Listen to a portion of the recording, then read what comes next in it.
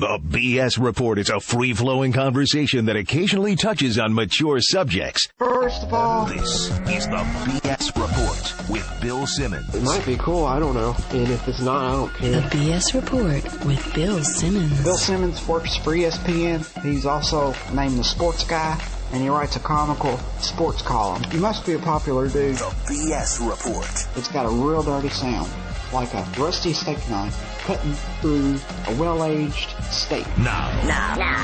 Here's Bill Simmons. Big day for the BS Report. One of my favorites for a long time. He has a new show that premiered actually on Saturday, Super Dave's Spike-tacular, but it's going to run on Tuesdays at 9 p.m., and now he is on the Subway Fresh Take Hotline. Super Dave Osborne, what's happening? How are you, Bill? So I got the dates right. It's not running every Saturday. It was just that first Saturday, right? Or is it every right. Saturday? It was just a sneak preview. They wanted to give it a good boost, so they put it behind the UFC Randy Couture fight. Oh, beautiful. Yeah, that was a lead-in, but it'll be on for the next 4 weeks on Tuesday night at 9 o'clock. Awesome. And what are you going against? Are you going against like NCIS Memphis? Like what's the competition? It isn't much. It's John and Kate and the Kardashians, and then an NCIS game.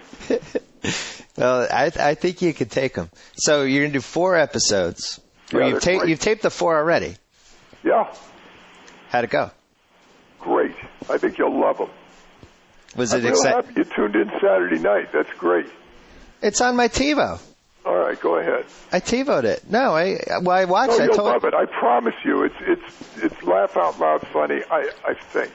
I told you I watched the episode that had Kimmel in it, How funny which I is that? enjoyed. It was good. It was. It's nice to see Kimmel act. He's one of the greats. No. Yeah. All right. Well, first we got to talk about Curb because it was on last night. Second to last How funny episode. was that? You stole the show. How funny was that joke? All right. So walk me through the process. Did you ad-lib the joke? Yeah, it's my joke. Your joke, and Seinfeld and Larry David had no idea it was coming. Well, I told it to Larry about 5 or 6 times because he didn't want to laugh. Okay. Yeah, because he was poker faced the whole time. Yeah, and Jerry, when I first told it, fell on the floor. Right. But because it was so a little, off color, they cut the laugh down a little bit. So you had to tape it twice. Is all the cast were sitting at the table, and they were told not to laugh. And when I told the joke, you just heard snot coming out of their noses. They were just wheezing. Well, one of those people was me. I missed the next minute of the show because I was doubled over on the couch. How great is that joke? It's a great one. And obviously, and the character is so funny because to come up to Jerry and say, hi, Jerry, Marty Funkhauser, want to hear a joke? But he said, no, I don't. But that didn't stop me. when was your first Curb Your Enthusiasm appearance? Was it like season About 3? 4 years ago. So, yeah. And do you remember what it was? Yes, I do, but I Was it a funeral? I remember we were at a table. I can't exactly remember the episode. I remember that Larry and I had I remember we had an argument over plaque. Yep. Plaque on his teeth. Right. And my cousin was a dentist, and my father died. That's what it was. It was the funeral. And yeah, it was my father. They buried my father with a 5-wood. Right. Yeah. They've So done a lot of nice things to my family. So when my mother was hit in a crosswalk in a wheelchair and killed, and Larry stole the flowers from her grave marker. Right. And then my mentally ill sister was taken to bed by Jeff. Bam Bam. Bam Bam was. That was my other favorite moment. I have 3 favorite moments of the season. One was Bam Bam Funkhauser, just that everything. You had to love the golf episode. The golf episode I loved, and I, not to keep kissing your butt, but The deadpan line where you told Larry that he was a murderer in the clubhouse killed me. I love that so much. I don't know why Morty Funkhauser hits my funny bone. I don't know if it's because I've gotten you to know you a little bit or whatever, but it's just he's been a good wrinkle to the show. It's so funny. I mean, I love coming up. I love showing up last night for support. Yeah. Right. And he said, "I don't need your support." So what happened? I got a full plate of food. And then after that joke, I said, come on, let's go sit at the table. So what happened? So they asked you to be on one episode, and they just liked you so much they kept bringing you back? Or was this always the plan that you were going to be a recurring guy? I don't really know. I never talked to Larry about it. I mean, the character worked great. And Larry and I had such great chemistry that the character just grew. Gotcha. And it's one of those things that they'll give you the heads up, like what, a couple weeks ahead of time, something like that? Or as far as how many shows you're doing a year? Well, just what they're like, hey, we have you for episode 2, 5, and 7. Can you work this time? Gotcha. Exactly. Yeah. And, I've always been fascinated. And Larry's on my show this year. He's on the 3rd show. Oh, beautiful. On Super Dave. The whole ad-lib thing, how much of it is ad-libbed? Like, how much of it is rehearsed? Like, because there's not really a script, but he tells you the situation. Well, what there is, it's basically the same way I always did my show, is that it's an outline. Yep.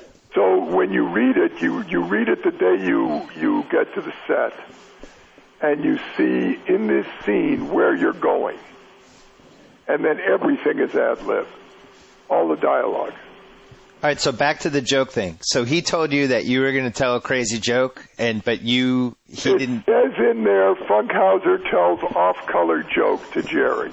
So you must have loved that. You were probably excited to come up with the off-color joke. Oh, well, this joke, I mean, where else in the world could I tell that on television? Nowhere.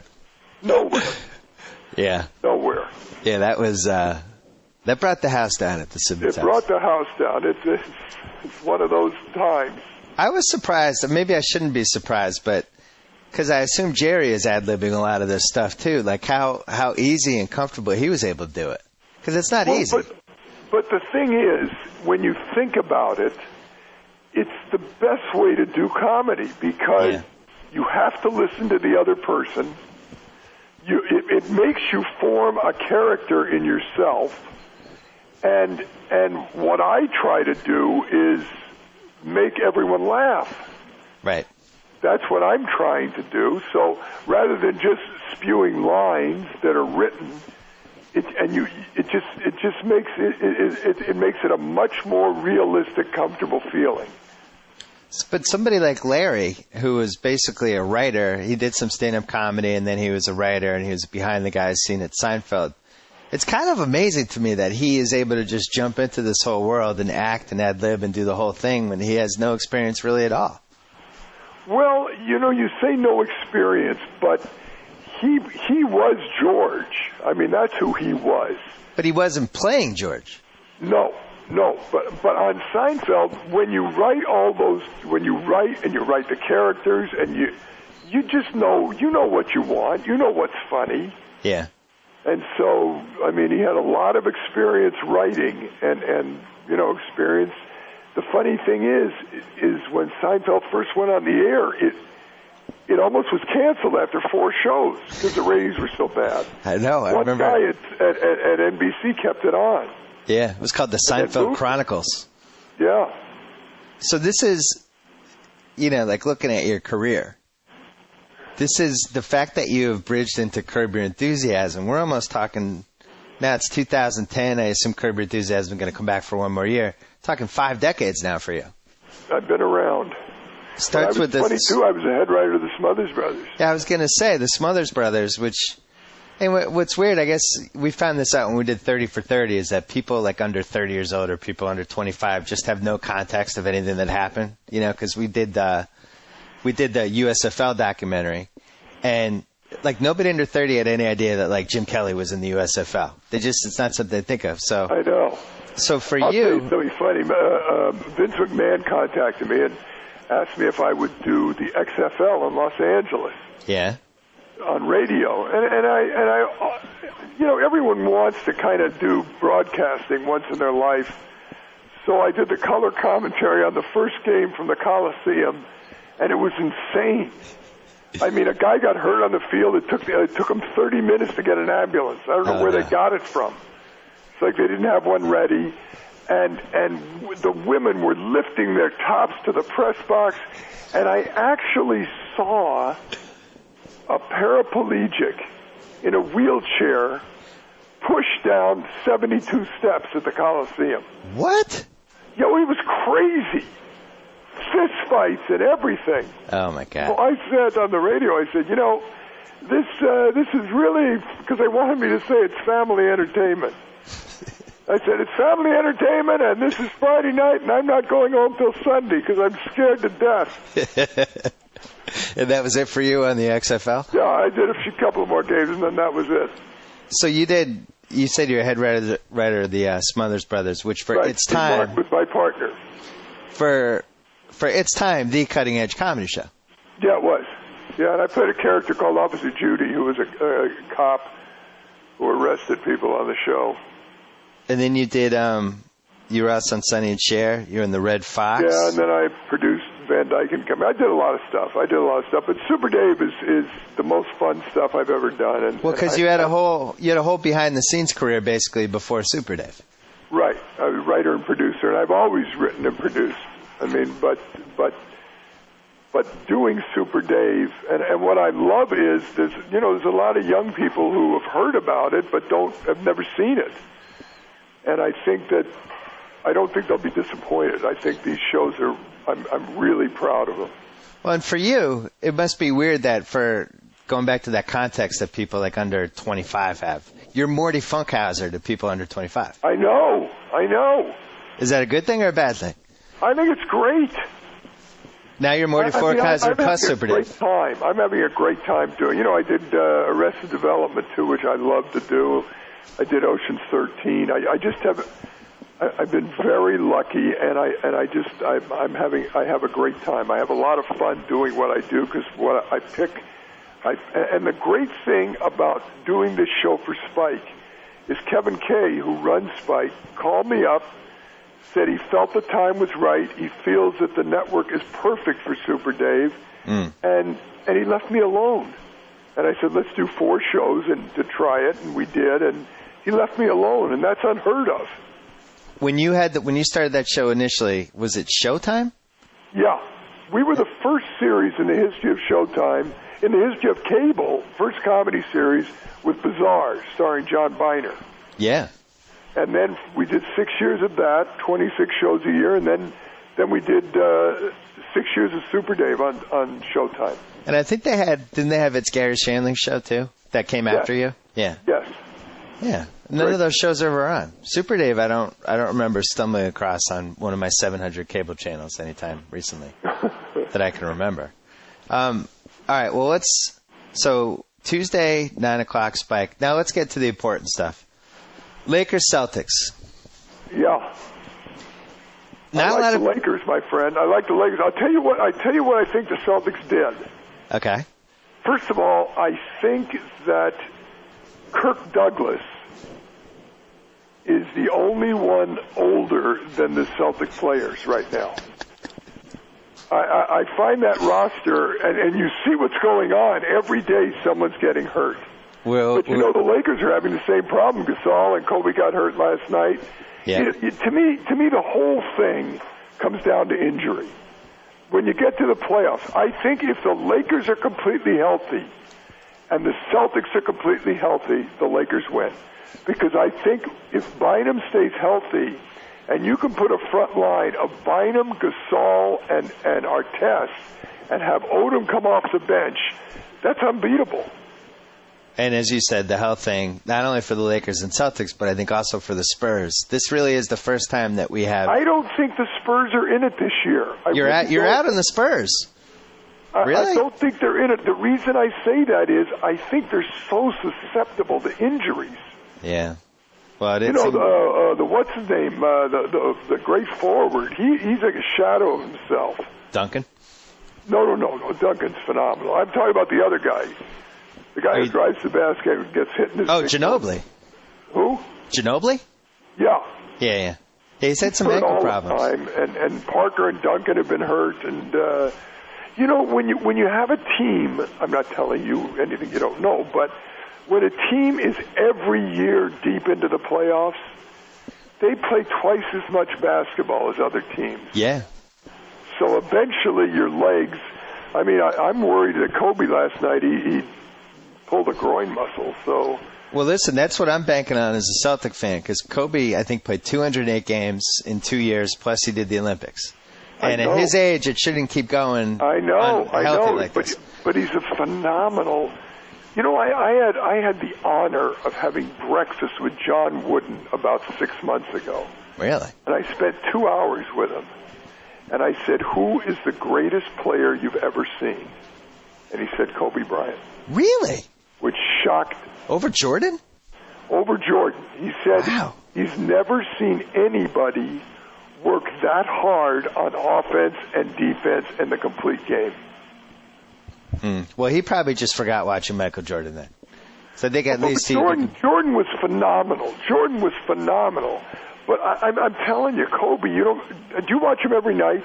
I wrote it on Friday. Kobe has reached a point with me that I have true trouble hating the guy at this point. He just works so hard. I got respect. That's the thing. Yeah. That you can't. You can't because he just works so hard. What he did this year. You know who else I love? I've fallen in love with Gasol. He's a great player. Very, very, very talented offensive player. The thing with Kobe is that he keeps kind of adding things to his game, which was Jordan's most underrated skill. Have you seen the post moves he's put in this year? He's punishing. He's like a punishing low post player now. Yeah, no one can stay with him down there. Yeah. But, on the other hand, I think that's going to be tough for him to do 100 times. That style. Will. I think that Wallace may be on the downside of his career. For the Celtics. I think the Celtics banked a lot on him, and he really hasn't shown anything.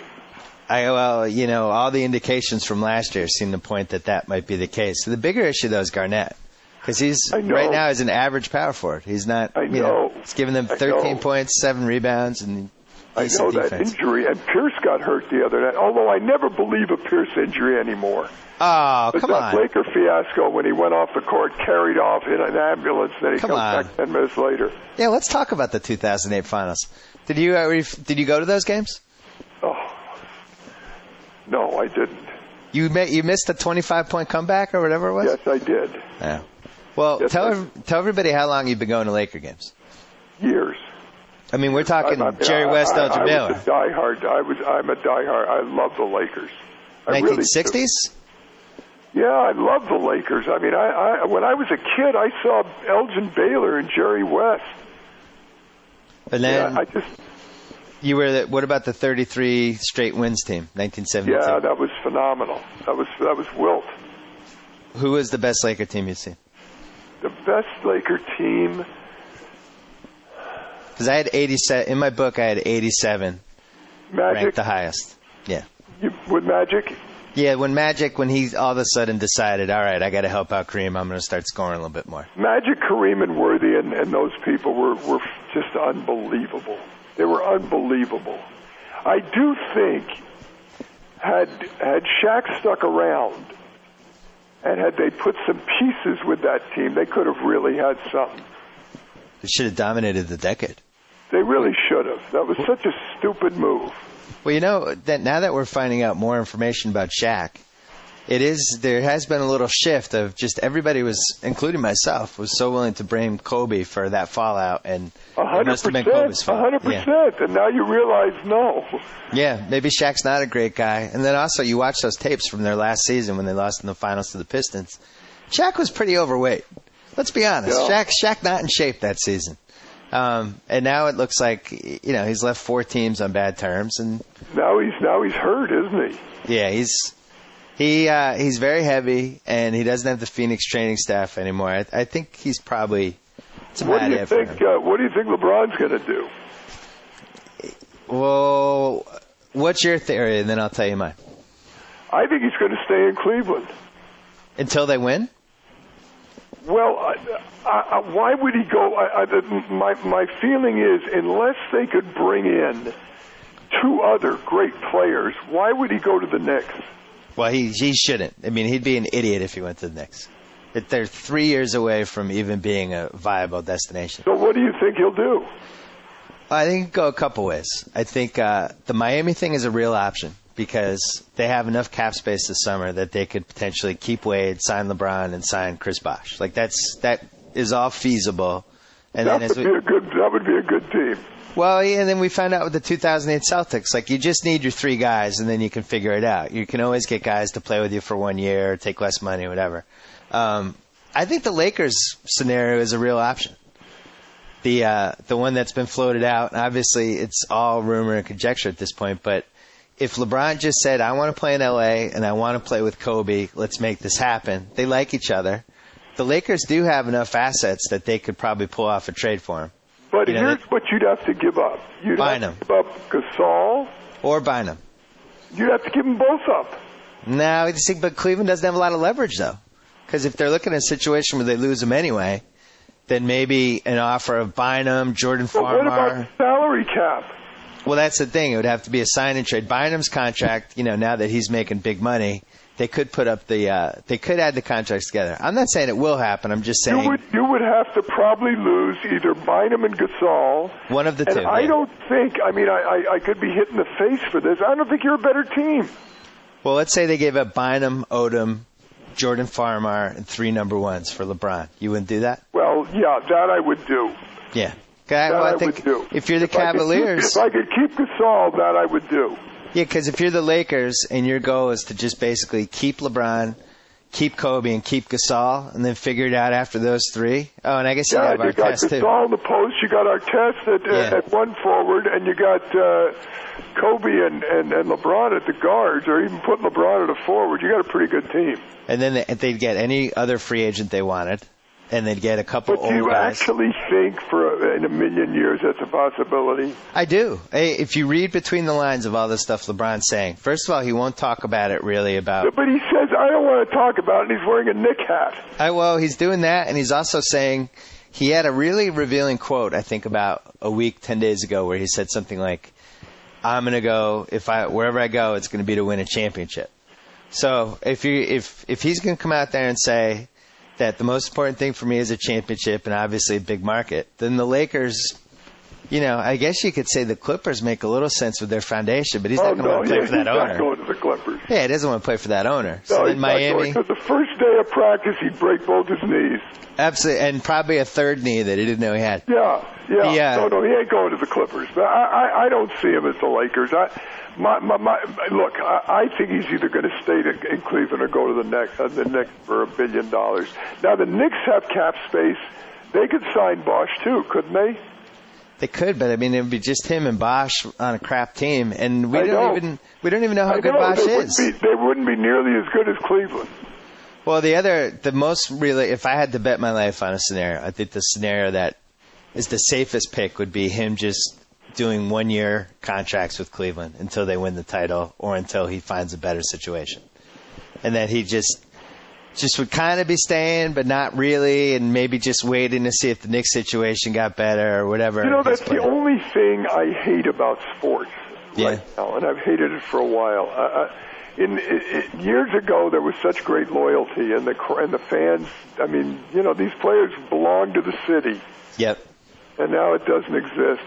Watching the Yankees in the World Series just made me laugh because their payroll was. When they played Minnesota in the playoffs, you could see every time a Minnesota guy reached first base, he would be discussing Teixeira's salary with him. And he couldn't understand that that's what Teixeira made in 1 year. Right. And then he'd go to second, and there was Jeter, and then he goes to third, and there's A-Rod. And you've got the pitcher who's 6'7", 550 on the mound. Yeah. Everybody's making billions of dollars. Yeah, it's funny. Like the Yankee fans are saying they didn't buy the title because they didn't spend any more money than they did the year before. And it's like, well, every year you spend $70 million more than everybody else. Yeah, $200 and something million, and Minnesota paid $50. It's a terrible system. I don't. And I guess they're never going to fix it either. They just don't care. Let's talk about the football game last night. Brady, what about that call, Belichick? What'd you think? Well, how do you make that? I was very upset. We're taping this on a Monday. I think it's running Tuesday, but I was as upset as I've ever been with the Patriots. How do you? I've never seen the Patriots make a dumb call like that. You usually never see them make any dumb call. It was. But I'm not going to take the chance of giving Manning the ball on the 28-yard line. Well, and then there's so many factors that come into those quick passes. Like you get deflected. You could have a pass interference and a call. But you're on the 28-yard line. Yeah, I don't care not what worth factors. It. No, I'm saying factors against why you would not do that. You've 5 things that could potentially go wrong versus just punting and making them go 75 yards or 70 or whatever it is. I don't know. The only way I could rationalize it is that Belichick felt like if we can't get 2 yards against this team, we don't deserve to win anyway. And if we get it, it'll be such an FU to them. You can't stop us. That. I'm with you. I agree. I'm trying to. Maybe he just lost his mind. He might have. He might have had some kind of a problem. Maybe he had a mini stroke or something. But it's possible after Super Bowl 42. Maybe he had like a slight some sort of something. I don't get it either. Hey, I wanted to mention one more thing about the Lakers. This isn't if you're talking about LeBron going there. You have gotten Wilt Chamberlain, you've gotten Shaquille O'Neal, and you got Kareem Abdul-Jabbar. All of them somehow forced their way to play in Los Angeles. Correct. For reasons that are very easy to explain. You don't think, looking at the history of that situation, that LeBron would be the 4th guy in that group? Because there are some enticing things about being a Laker. Look, I think if LeBron could come to the Lakers in a situation where they would have a great team and he would be the star, yes, I think he would. But I don't know. I don't know what happens. How do you pay people? They're going to have to renegotiate Kobe's contract now. Right. How do you pay LeBron and Kobe and then anybody else? Paul's got a big contract. You have an ace in the hole. What? Joey Buss's son. He's getting more involved. But I'm talking about, isn't there a cap limit? Well, Joey Buss's son will figure it out. The guy's clearly headed for great things after we saw in the finals post-game speech. I think he could pull it off for him. You know, I think Jerry Buss is a great owner. Have you gotten to know him at all? Well, a little bit. I mean, I'm just talking about a great owner. Well, he's willing to spend money. Yeah, he really is. And God, Jerry Wedge, and I think Mitch has done a great job. Mitch Kupchak, I think he's done a great job. I didn't like the Artest move. I think they should have kept Ariza. You know something? I love Ariza, but the Artest move in the playoffs is really going to pay off. I hope it pays off for the Celtics. No, it won't. Because he's crazy and he'll take bad shots. I don't know that the Celtics are going to get out of the East. I'm telling you that now. Only because of their age. Yeah. Listen, I watched him back-to-backs. The only real hole the Laker has right now, and he's one of my favorite people on the earth, is Derek Fisher.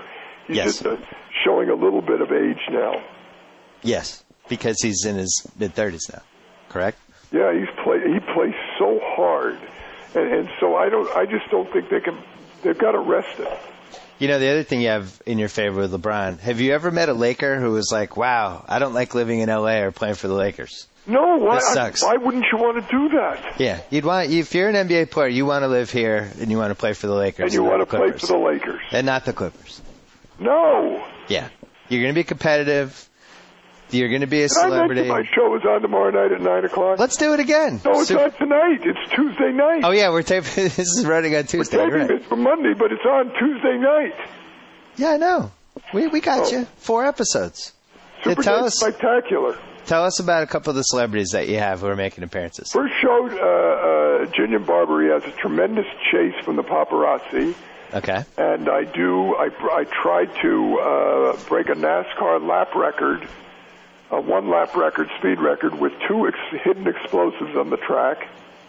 We have $1 million ball drop, where somewhere during the half hour, if you call in and guess the exact second the ball hits the ground, you'll win $1 million. Wow. And in the second show, Kevin Nealon is on the show in a sketch that I think is hysterical. And we have a golf exhibition. We have an electric car world speed record attempt. Third show, Larry David's on it. Carrot Top is on it. Mankind, the wrestler, is on it. Mick Foley. And I personally fight 6 of the top paintballers in the world. Excellent. Fight to death. And in the last show, I fight Rampage Jackson, and Jimmy Kimmel's on it. And it's that's what I saw. I like that you came up to a rap song. I don't want to spoil the joke, but that made me laugh out loud. Did you like what? I like that you came out for the fight against Rampage to like some heavy rap song. Yeah. Well, that was with help from Jose Canseco. Yeah. How does Jose Canseco not age or change in any way? Because I think possibly his regimen. Oh, okay. I got it. No, I mean, he looks fantastic. And then you have the season finale Curb on this Sunday. You're in that too, right? On HBO? No. Last night was my last episode. Oh, come on. Really? I know. Yes, I know. How dare they? That's what I felt. Jesus. So we have nobody from the Funkhauser family? No, the Funkhauses are not in the last episode. Spin off. Maybe you could spin off. You and Bam Bam, you could get your own HBO show after. It would be better than Bored to Death. Last thing, you have to tell the Kermit Washington, Rudy Tomjanovich story. I was there. I know. Tell us. I was there at that game. I'll tell you what happened. It was one of the Rockets, Houston Rockets, was kind of scuffling with Kareem. Yep, Kevin Cunnert. Huh? Kevin Cunnert. Oh, I don't remember who it was. Yeah, that's who it was. Okay, and Kermit was the kind of guy who wasn't, if you got in a fight with Kermit, he wasn't a dirty player in any way. He was a terrific player. Right. But if you got in a fight with him, there was no pushing and mouthing. It was a fight, and you just didn't win. Right. His fists were like sledgehammers. He was ripped. And Kermit went to step in and protect Kareem, and Rudy Tomjanovich ran full speed toward Kareem and Kermit. And Rudy, I'm sure wasn't going there to fight. He's a peacemaker. What? He was a peacemaker. But he was a peacemaker, but he was running. And Kermit turned around and swung at him and hit him in full stride. It was exactly like hitting a baseball. Right. And you could hear it throughout the entire forum. I mean, it was sickening. Where were you sitting? Do you remember? I was sitting about 12 rows up at half court. Oh, that was right where the fight happened. Yeah, it was sickening. It was sickening. And he just broke his entire face. And then he hit his head on the way down, and he's rolling around, there's blood. It was terrible. It was terrible. And what was really terrible about it is Tomjanovich was a great guy, and so was Kermit. Yeah. You know, they weren't cheap shot artists ever. So he's rolling around, there's blood, they help him off. Did people there realize how bad this was? Oh, yes. Are you kidding? So you're like, guy might die. It was just like a baseball bat into the face. Ugh. And then they kept playing. I've never seen anything like it. Then they kept playing after like a 15-minute delay, correct? Took a little delay and then went right back to playing basketball. Cleaned off the blood. That's all. Mopped up a little of the blood and just went right back to let's go get them. Well, fortunately, the crowd, cocaine was so big at that point that the crowd was probably too coked up to no one had an idea of what happened. Yeah, they were just thinking about lines at half. Yeah, they all thought they had been hit. That was quite an era. It was great. Must have you been remember your old Celtics? Yeah. With Luskatov and all those people. Yeah. Oh, yeah, you're going even further back. Huh? Yeah, you're going even further back to the 60s with Luskatov. Yeah, there's Kermit started to be the tipping point for, okay, maybe it's not a good idea to punch other guys on an NBA court. You have footing. You have the footing, which makes it dangerous. Do you remember the guy from Philadelphia, called him Man-Child? What was his name? Daryl Dawkins. Dawkins. Yeah. Daryl Dawkins. Remember when he swung and hit his own player? Oh, yeah, the Maurice Lucas fight, yeah. Yeah. He hit Doug Collins in the head. I know. That's so great. Were you at the game when McHale clotheslined Rambis? Yeah, that was the worst. That was a great win for the Celtics, though. That was the worst. That was great. All right, well, we can continue this at the next weird cocktail party that we both end up at. We'll do it. This was a lot of fun, my friend. I told you you'd like podcasts. This is good, right? I love podcasts. I don't even know what the hell it is, and I love it. All right, so Tuesdays, 9 o'clock, Spike Tuesday, TV. 9 o'clock. Super Dave Osborne, thanks for coming on. We'll talk to you. Please come back as the NBA season I will. heats up down the stretch. I'll come back. Maybe I'll come back every week until the show's over. All right, as long as you want to come on, we'll have night at 9 o'clock tonight at 9 o'clock on Spike. I guarantee you, will they be entertained? You saw the episode. Listen, Super Dave has made me laugh for 20 plus years, so nothing's changed now. All right, this was great. I'm coming back on the podcast. I hope everyone's hearing this. Yeah, people will hear it. Good luck. We'll talk to you soon. Okay. So I get to sign off. Whoa! Thank you for downloading the BS Report with Bill Simmons. Too much fun. Check out more podcasts at the iTunes Music Store or at Pod Center at ESPNradio.com. Peace out.